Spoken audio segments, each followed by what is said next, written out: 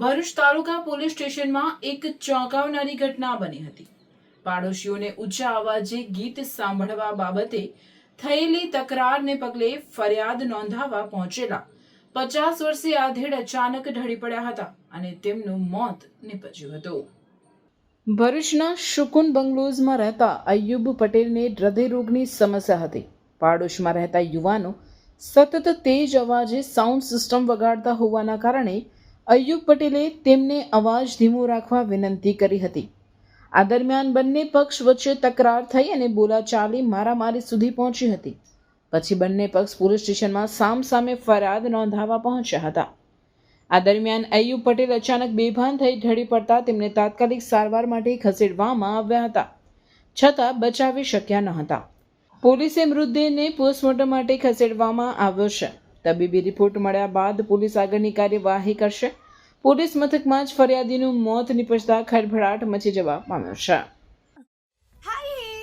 હાય. અરે કેમ શું થયું? તારા મોઢા પર કેમ 12 વાગ્યા છે? અરે જવા દે ને, કેટલી મહેનત કરીને મમ્મી માટે ડિનર સેટ લાવી અને મમ્મી કહે કે નકરું પ્લાસ્ટિક લઈને આવી છે, હવે એક્સચેન્જ કરાવીને સ્ટીલનું ડિનર સેટ લાવવા કહે છે. હા તો એમાં શું થયું? સ્ટીલનું લઈ આવો. અરે જવા દે ને, ક્યાંથી સ્ટીલનું લાવું? આજકાલ સ્ટીલના વાસણો ક્યાં સારા મળે છે? કાં તો એ કટાઈ જાય, ફાટી જાય કે છેલ્લે કઈ નહીં તો વળી જાય. હવે સ્ટીલના વાસણો નહીં ફાટે, વળે કે નહીં કટાય. ભરૂચમાં સ્ટીલની કોઈ પણ વસ્તુ ખરીદવી હોય તો ભરૂચનું માત્ર એક જ સ્થળ, વર્ષોથી વિશ્વાસપાત્ર નર્મદા ઇન્ડસ્ટ્રીઝ. વાવ, આ તો બહુ હેવી અને સારી ક્વોલિટીનું સ્ટીલ લાગે છે.